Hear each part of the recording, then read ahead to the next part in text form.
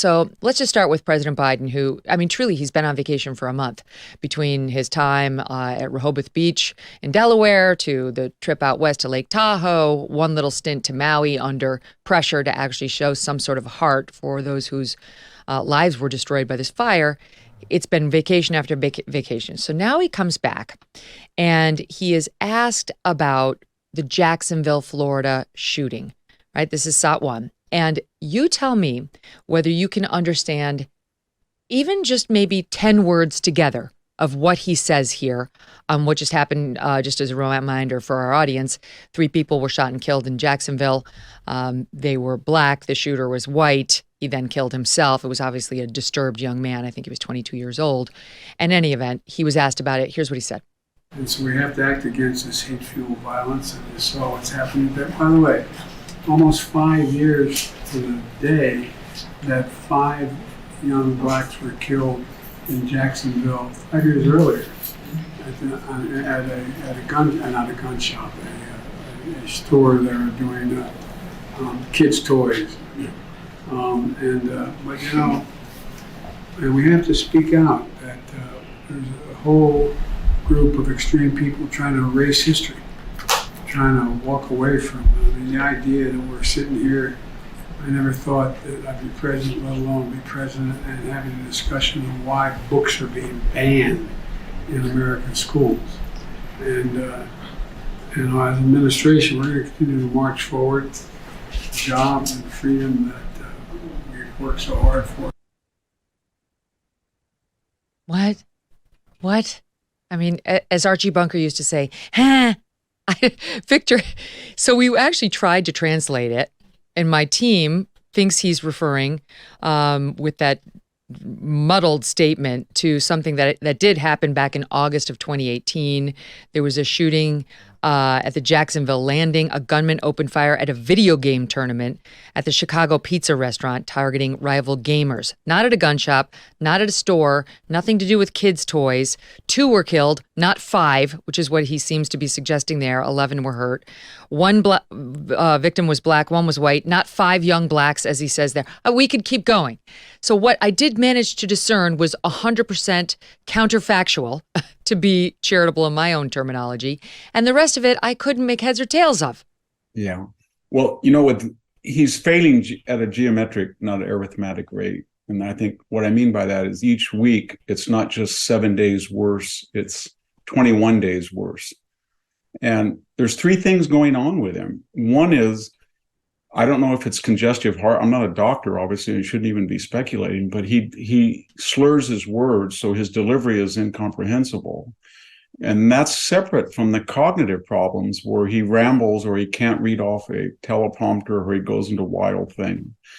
But the third is even more disturbing, and that is he has lost all of the veneer or the breaks that most people have, that when they have an impulse to speak, then they don't speak because they have some social awareness. So whether it was you ain't black or you're a junkie or a stupid question or the out and out lies, you know, when he tells people who've lost children or sons in Afghanistan that his son died in Iraq. But just in that context, he said also, as I remember, because I watched the clip, that he talked Strom Thurmond into voting for the Civil Rights Act. Well, that has to refer to 1964 or maybe the Fair Housing Act of 65.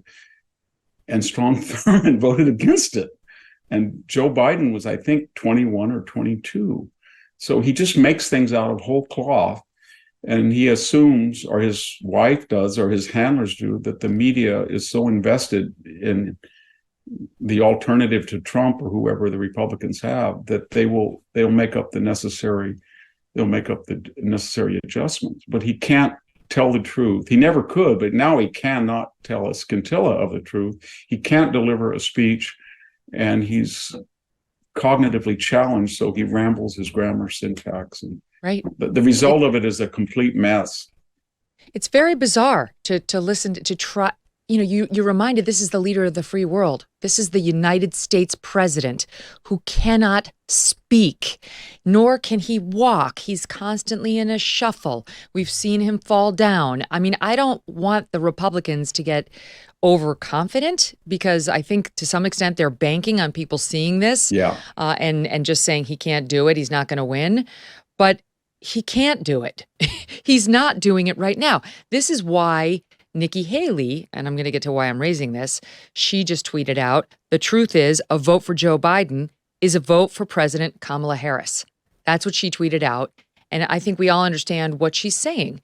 Like the odds of Joe Biden actually making it if he gets reelected through a second term are extremely slim. So she tweets that out.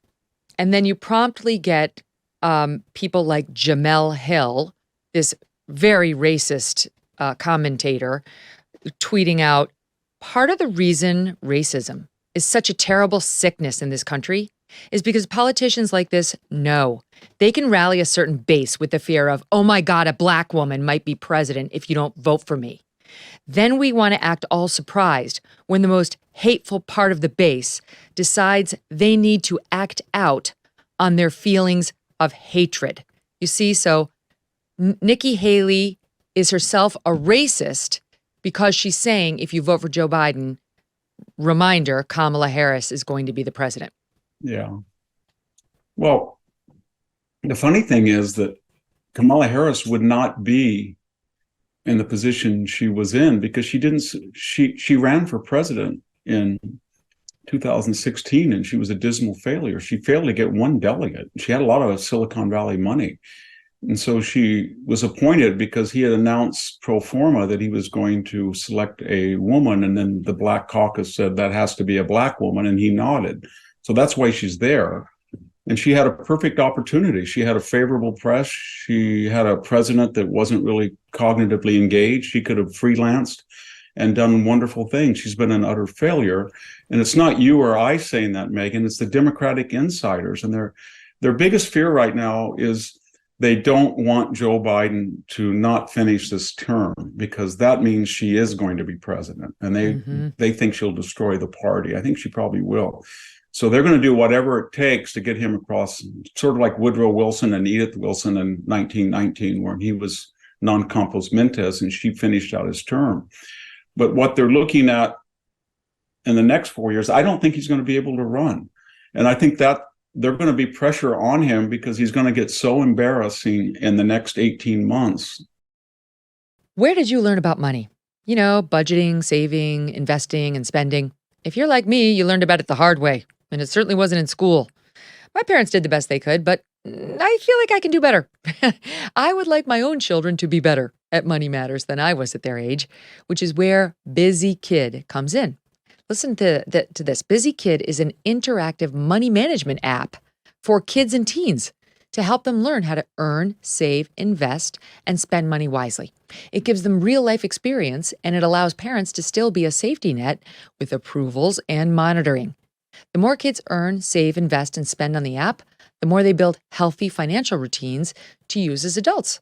Busy Kid is great for kids and teens 5 to 17 years old, and everyone gets a personalized debit card to learn how to shop and manage invisible money.